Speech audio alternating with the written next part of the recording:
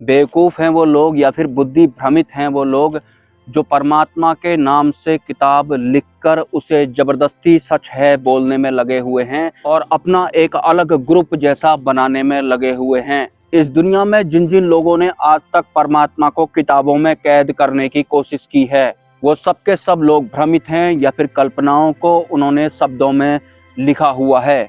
परमात्मा शब्द अतीत हैं, ये वास्तविकता जरूर है। ये जो सृष्टि है या फिर जो ये बहुत सारा विस्तार है, ये शब्दों में है या फिर शब्दों की वजह से ही ये सब है, ये हम जरूर कह सकते हैं।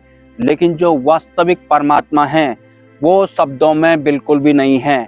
शब्दों में उनका वर्णन किया ही नहीं जा सकता है। तो शब्द अतीत होने वाली अवस्था में एक साधक को जाना है जो वास्तविक सत्य को अगर चाहता है। तो अगर किसी लिखी गई किताब से आप दूसरे के विरोधी हो रहे हैं, भले ही वो किताब किसी भी धर्म से संबंधित रखती हो, उस किताब में वास्तविक परमात्मा होते ही नहीं है। और वैसे भी जो परमात्मा होते हैं वो शब्दों में नहीं होते हैं। शब्द तो बुद्धि को समझ में आ जाए या फिर इसकी सहूलियत के लिए बनाए गए होते हैं, लेकिन जो बुद्धि को समझ में आएगा वो परमात्मा नहीं होते हैं, क्योंकि बुद्धि सिर्फ और सिर्फ शब्दों तक ही समझ पाती है। और अगर आपको वास्तविक परमात्मा चाहिए तो आपको शब्द अतीत होना पड़ता है। सच बताऊं तो परमात्मा को प्राप्त करने के लिए कोई किताब पढ़ने की जरूरत नहीं पड़ती है या फिर किसी किताब को आधार बनाकर अध्यात्म में आगे बढ़ने की जरूरत नहीं पड़ती है। किताब की जरूरत पड़ती ही नहीं है, क्योंकि जो वास्तविक परमात्मा है वो हर दिखाई देने वाली या फिर महसूस होने वाले तत्व या फिर विषय या फिर ना दिखाई देने वाले विषय या फिर तत्व के आर पार होते हैं। मतलब जो हमें नहीं दिखाई पड़ता है उसके भी आर पार होते हैं परमात्मा। सिर्फ आर ही आर नहीं होते हैं या फिर सिर्फ पार ही पार नहीं होते हैं या फिर दूर कहीं नहीं होते हैं। हर विषय के, हर तत्व के, भले ही वो विजिबल हो या फिर इनविजिबल हो, उसके आर पार होते हैं परमात्मा। और उस आर पार की वजह से ही उस विजिबल या फिर इनविजिबल विषय या फिर तत्व का अस्तित्व होता है। और सिर्फ वास्तविक परमात्मा ही वास्तविक सूक्ष्म होते हैं। उसके अलावा जिन्हें आप सूक्ष्म बोलते हैं वो ना तो सूक्ष्म होते हैं ना ही वो स्थूल होते हैं। हमारे बुद्धि और मन के तल के हिसाब से कुछ हमारे लिए सूक्ष्म होते हैं, और बुद्धि और मन के तल से अगर हम थोड़ा थोड़ा क्रॉस होना शुरू हो जाते हैं तो जो ये सूक्ष्म होते हैं, जो हमें दिखाई नहीं पड़ते हैं लेकिन थोड़ा थोड़ा महसूस जैसे होते हैं, फिर ये हमें दिखाई पड़ने लग जाते हैं, तो ये भी सूक्ष्म नहीं है। अगर मैं ध्यान के दृश्यों की ही बात करूं तो एक वक्त तो वो हमें नहीं दिखाई पड़ते थे, तब तक वो हमारे लिए सूक्ष्म थे। या फिर इस खाली आसमान में ये जो स्पेस है यहाँ पर हमें एक वक्त कुछ नहीं दिखाई पड़ता था, लेकिन अगर मैं अपनी बात करूं तो थोड़ा सा कॉन्सेंट्रेट अगर मैं करूंगा तो मुझे यहाँ पर बहुत तरह के तत्व दिखाई पड़ने शुरू हो जाते हैं, जो कि एक वक्त इनविजिबल हुआ करते थे, मतलब सूक्ष्म हुआ करते थे, लेकिन अब ये मेरे लिए सूक्ष्म नहीं है। लेकिन इन सूक्ष्म तत्वों का भी आधार वास्तविक सूक्ष्म होता है, जो कि वास्तविक परमात्मा होता है। लेकिन वो आर पार होते हैं स्थूल तत्वों के भी और सूक्ष्म तत्वों के भी। लेकिन वो जो आर पार होते हैं वो एक ही अवस्था में रहते हैं, वो कभी बदलते ही नहीं हैं। लेकिन वो जिसके भी आर पार होते हैं वो जरूर बदलते रहते हैं, वो उछल कूद करते रहते हैं। वो हम जैसे इंसान भी हो सकते हैं या फिर ये ना दिखाई देने वाली लेकिन थोड़ा थोड़ा महसूस होने वाली हवा भी हो सकती है। लेकिन इस ना दिखाई देने वाली हवा के आर पार भी परमात्मा होते हैं। और ये जो पत्थर है, भले ही जिस भी प्रक्रिया से इसका निर्माण हुआ हो, उसका जो अस्तित्व है वो आर पार वाले परमात्मा की वजह से है। ये भले ही पहले कुछ और हों, अब ये हमें पत्थर के रूप में दिखाई पड़ते हों, जब ये कुछ और था तब भी परमात्मा आर पार उसी अवस्था में थे। लेकिन आज जब ये पत्थर हैं तब भी परमात्मा इसके आर पार वाली अवस्था में है।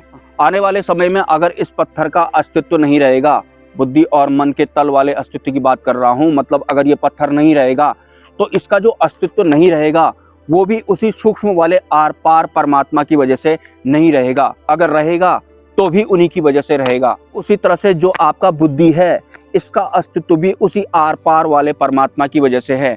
लेकिन आप बुद्धि में ही अटक गए, आप वो आर पार वाली अवस्था में जा ही नहीं पा रहे हैं, क्योंकि आपको एक व्यवस्था दी गई है कुछ जानने के लिए, महसूस करने के लिए, काउंटिंग करने के लिए बुद्धि। तो आपको लग रहा है कि ये बुद्धि ही एंड होगी, जो भी मैं करूंगा, जो भी जानूंगा इसकी ही वजह से जानूंगा, जबकि इसका अस्तित्व भी उसी ट्रांसपेरेंट एनर्जी की वजह से है।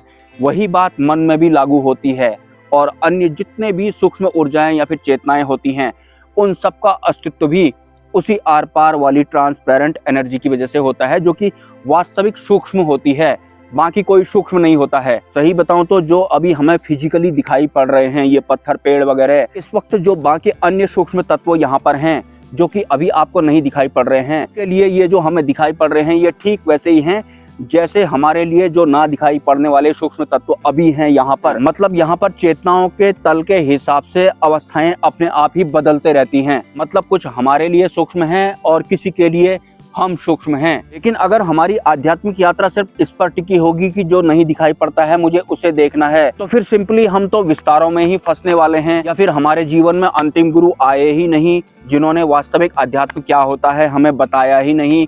हमारे लिए जो नहीं दिखाई पड़ रहा है अगर वो दिख गया तो वही बहुत बड़ी चीज है, जबकि वो वास्तविक सत्य नहीं है। जो नहीं दिख रहा था वो दिख गया तो दूर की बात है, जिसकी वजह से वो दिख रहा था, ये जो उजाला होता है, प्रकाश, ये भी वास्तविक सत्य या फिर परमात्मा नहीं होता है। इसका अस्तित्व भी उसी ट्रांसपेरेंट एनर्जी की वजह से होता है।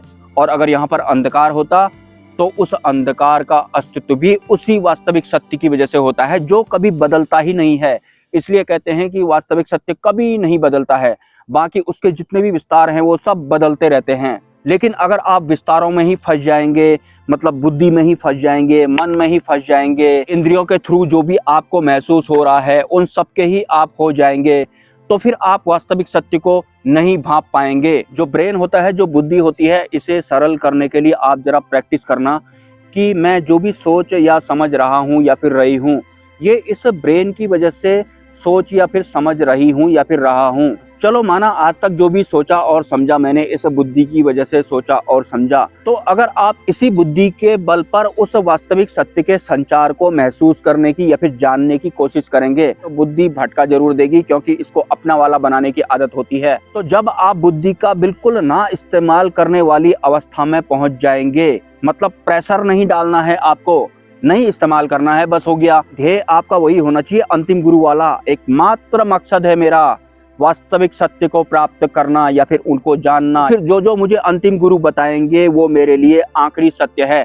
मेरी आध्यात्मिक यात्रा के दौरान बुद्धि का इस्तेमाल नहीं करना है तो कोई बात नहीं, मैं नहीं करूंगा। तो ब्रेन का ही इस्तेमाल करके ब्रेन का जो आधार है, जिसकी वजह से ब्रेन का अस्तित्व है, उसे आप नहीं भांप पाएंगे। लेकिन फिर भी आप कोशिश कर सकते हैं, क्योंकि ऐसा करने के दौरान भी आप एक कर्ता ही रहने वाले हैं और बुद्धि हमेशा आपको एक कर्ता बनाकर रखेगा।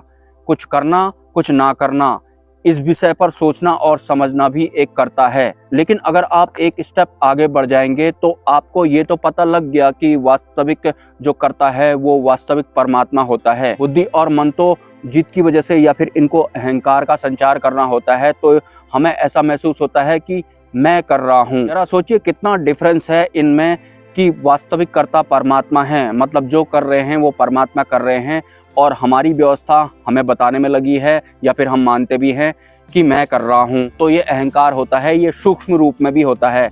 और जब वास्तविक समर्पण घटित होता है, बुद्धि और मन वाले समर्पण की बात मैं नहीं कर रहा हूँ, वास्तविक समर्पण अपने आप घटित होता है और बुद्धि और मन ठप पड़ जाते हैं उस दिन। मतलब उस दिन बुद्धि और मन हार मान जाते हैं, वो वास्तविक समर्पण होता है। उससे पहले जो बुद्धि और मन के साथ किया गया आपका समर्पण होता है, वो समर्पण नहीं होता है, उसमें अहंकार शामिल होता है।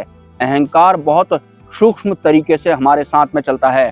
हमें ऐसा लगेगा या फिर हमारा बुद्धि या फिर हमारा मन हमें ऐसा भी बताएगा कि नहीं नहीं, अब मेरे अंदर बिल्कुल भी अहंकार नहीं है, जबकि जो इंटरनली आपको ये बता रहा है ये भी अहंकार ही बता रहा होता है। तो इसलिए जो वास्तविक समर्पण होता है वो अपने आप घटित होता है, लेकिन कोशिश तो फिर भी हमें ही करनी पड़ती है। और वास्तविक सत्य के मामले में अगर कोई सही ज्ञान हमें मिल सकता है तो अंतिम गुरु के थ्रू ही मिल सकता है, और वास्तविक मुक्ति भी सिर्फ और सिर्फ अंतिम गुरु के सानिध्य में या फिर उनके थ्रू ही मिलती है। इसके अलावा मुक्ति का कोई दूसरा मार्ग होता ही नहीं है, क्योंकि परमात्मा द्वारा ही व्यवस्था की गई है। ये व्यवस्था बहुत पुरानी थी लेकिन उसे तोड़ मरोड़ दिया गया। या फिर मैं ये कहूँ कि माया प्रिय जो लोग होते हैं या फिर कालपंथी जो लोग होते हैं, उनके द्वारा कुछ तथ्यों को छुपा दिया गया।